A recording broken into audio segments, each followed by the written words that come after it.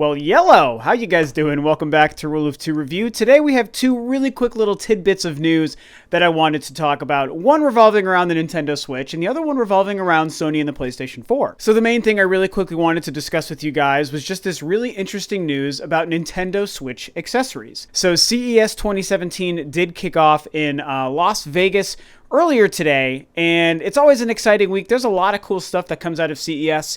It's not a gaming-only focused show. In fact, it's actually focused way more on non-gaming stuff. But of course, a lot of things and pieces of information around the gaming world certainly do come out of that every year, which can be really interesting. You know, like this year, NVIDIA has a whole big thing, so everyone is paying attention to what NVIDIA's keynote is going to potentially reveal about the Nintendo Switch, because we know NVIDIA is powering the graphics card for the Switch. I don't really anticipate anything super awesome about the Switch coming out of that. It would be a neat surprise if that did happen, but I certainly wouldn't hold my breath. But beyond that, something really random and I guess kind of cool did come out of it. A company called Snakebite, which I have never heard of before, announced basically the first official confirmed accessories for the Nintendo Switch. And in its own right, that's kind of a big deal, because one could argue that getting a glimpse of what the early on accessories for the Nintendo Switch are going to be kind of could potentially give us an idea about certain facets of the console and of the machine.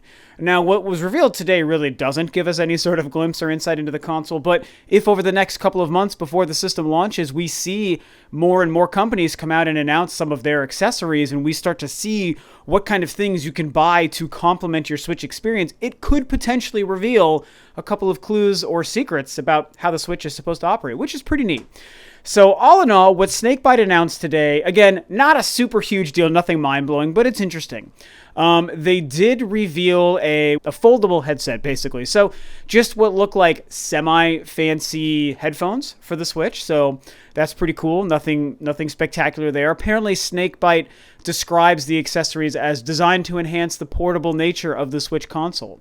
So they're releasing stuff that is more about complementing what it means to have your Switch on the go as opposed to sitting on your couch or in your living room playing the Switch. So I think that's pretty interesting. So of course, headphones basically are a part of that. It should be noted that these are headphones and not a headset. There is no microphone as far as we can tell with this exact piece of equipment. So that's pretty interesting. You know, what does that mean for the online and voice chat nature of the Switch? Probably nothing, but hey, you never know. I thought it was interesting to note that they were just headphones, but they look pretty cool, pretty interesting and sleek. Got kind of a grayish looking color there going on. I think I am very colorblind, so if I'm wrong, don't judge me because I'm handicapped. And the other thing that they announced was basically just a starter kit, which has a couple of little random accessories in it. It has a carrying bag, pretty interesting. I've talked about that before. Wired stereo earbuds, which are more like the typical earbuds you'd see like with an iPhone, a screen protector, obviously it's got a touch screen there, cleaning cloth, and some control caps and game cases. So very, very interesting stuff. I'm kind of pulling up the picture so I can look at it while I talk about it more. This definitely feels like a portable device starter kit. The fact that it's a carrying case, and again, I've been saying for a long time, people weren't really thinking about this back when the Switch was first revealed, but I was thinking about what it was going to be like once we start seeing all these different carrying cases and these things that are meant to make it feel more comfortable to take the Switch controller on the go. And like I said many times, I'm waiting for the official Nintendo Samus Aran Metroid game case for the Switch. I'm so waiting for that to be a thing because I'm absolutely going to pick it up. But that really helps enhance the idea that, oh yeah, this is a portable machine. Yes, it's a home console. I can keep it docked and play it on my TV, but it's also portable. I'm supposed to take this thing on the go. And I have to say, the fact that there's a screen protector, while that would be normal for a screen that isn't a touch screen, I guess, in a lot of ways, to me, to be fair, that tells me that it has to be a touchscreen. They know that you're always going to be like hands-on, fingers-on with it, potentially getting smudges and fingerprints and stuff on it. And the reason a lot of us buy screen protectors for our, smartphones and our tablets is to protect it from all of that stuff. And of course, if you drop it, you don't want it scratched. I use them on all of my devices as well. But I don't know, for some reason, the fact that there's a screen protector just screams that it's protecting it from all of the touching you're going to do on it. Maybe not, and like I said, some people have said, oh, Nintendo's confirmed it, and other people have said that they haven't. So at this point, I don't really know what the final word or status is on that screen and if it's a touchscreen. I'm pretty sure it's not confirmed. And to me, this kind of lends more credence to the idea of it being a touchscreen. So I think that that's kind of interesting. So, a screen wipe and some little caps they call them for, what did they call them here?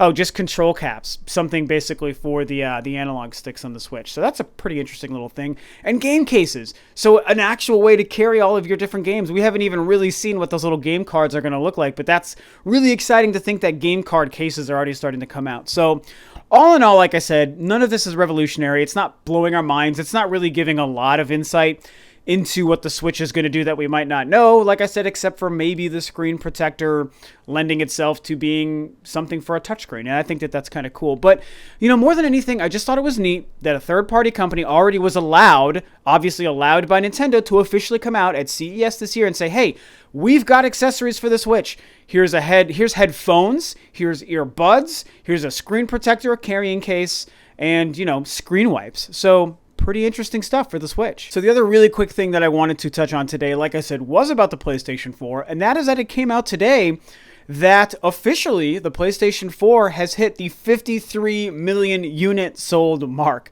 which is very impressive, you guys. In just over 3 years, they've managed to sell over 50 million PlayStation 4. So apparently the final number is 53.4, 6.2 million units over the holiday season, which of course we know was basically throughout that period where the PlayStation 4 Pro did launch. But of course they also launched their fantastically and reasonably priced PlayStation 4 Slim. Even Terminator Juice and Mizza T on a podcast a few weeks ago decided to kind of dive in and pick those up because it was such a good deal in there. Very happy with them so far, which I think is pretty cool. So yeah, I just think that it's interesting that the PlayStation is doing this well still. I almost wanted to wonder if it was going to dip. Microsoft has been doing so many great things and gaining really solid ground on the PlayStation 4 for a long time. The 1S is a really great machine. The Scorpio is building a lot of hype. And the value and the deals that Microsoft have been very impressive, much better than Sony's. But still, Sony managed to have a really fantastic holiday. PlayStation 4 seems to be doing okay. PlayStation 4 Pro seems to be doing okay. I have not been able to find the final numbers on how that's sold compared to the other models. But 53.4 million units in just over 3 years, man, that's really impressive.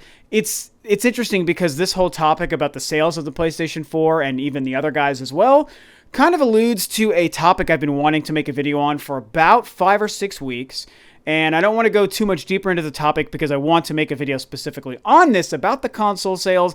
Very specific. I think you guys will like it. So I need to really just bust that out in the next week or two, hopefully before I go to New York next week. But I do think it's interesting because I thought Microsoft was gaining a lot more ground than it seems like they have. Has the PlayStation 4 Pro really helped? Has it made that big of an impact? Are that many people buying this thing? And even if they are they happy with it? That's kind of the real thing here. And again, not a PlayStation 4 hater. You know me, I love my PS4 a lot. I am not impressed by the Pro whatsoever, but I still like the PlayStation 4 as an 8th gen Sony console. I think it's great.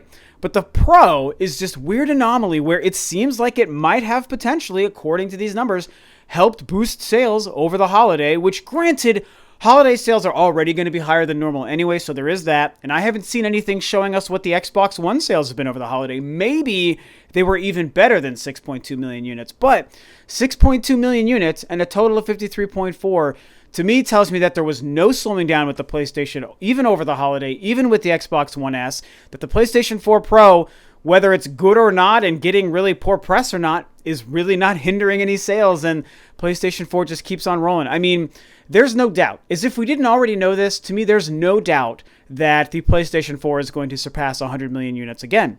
Well, not again, but it will be another Sony console to pass 100 million units. We do know that the PlayStation 1 and PlayStation 2 did so. Also, the Nintendo Wii. And I think that's it for home consoles. The Game Boy family and the original DS also have passed 100 million units. So, but as far as consoles, there's only 3 consoles ever to do so. 2 of them are Sony consoles, and it looks like we're going to get a third from them. The PlayStation 4 is for sure going to end up crossing that milestone, and we have Horizon Zero Dawn coming out next month, which looks really fantastic. That's obviously going to help. When God of War comes out, hopefully that will help, but we don't know if that's this year or next year or beyond. Last of Us Part 2, that's going to help as well. That's potentially 2018 or 2019.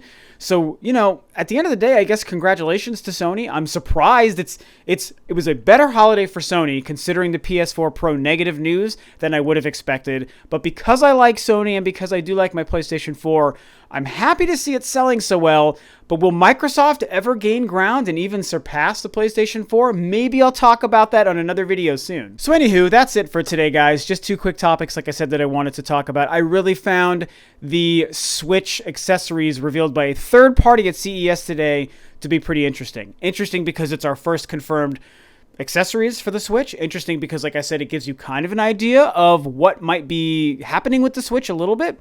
And also interesting because it happened at CES from not Nintendo. Basically, another company had to have had the approval from Nintendo. Snakebite, a company I've never heard of all companies. It wasn't even like a Mad Catz or I don't even know, a Nyko or whatever. It's just the fact that it was this third party, and maybe you guys know Snakebite really well, or I'm just brain farting them. I cannot think of this company at all. So the fact that Nintendo gave this company the thumbs up to say, yeah, go ahead, just show off some of our accessories today on this random day at CES. It's interesting. It's a really interesting move by Nintendo and by this company. So I'm excited to see what other accessories we get down the road. I think that, like I said, we could get some really interesting glimpses into what the Switch is going to let us do. But at the same time, Nintendo is probably going to give us a lot more of the concrete answers next week, a week from tomorrow, January 12th, Thursday. Oh my freaking God. It's 8 days away. I can't even believe it. So anyway, I have to contain my excitement. That's it for today. What do you think about the Switch accessory announcement at CES today? What do you think about the PlayStation 4 passing 53 million units in 3 years? Pretty impressive, and that's it. So thanks for tuning in. This, of course, is Rob of Rule 2 Review, guys. I will catch you next time on another video.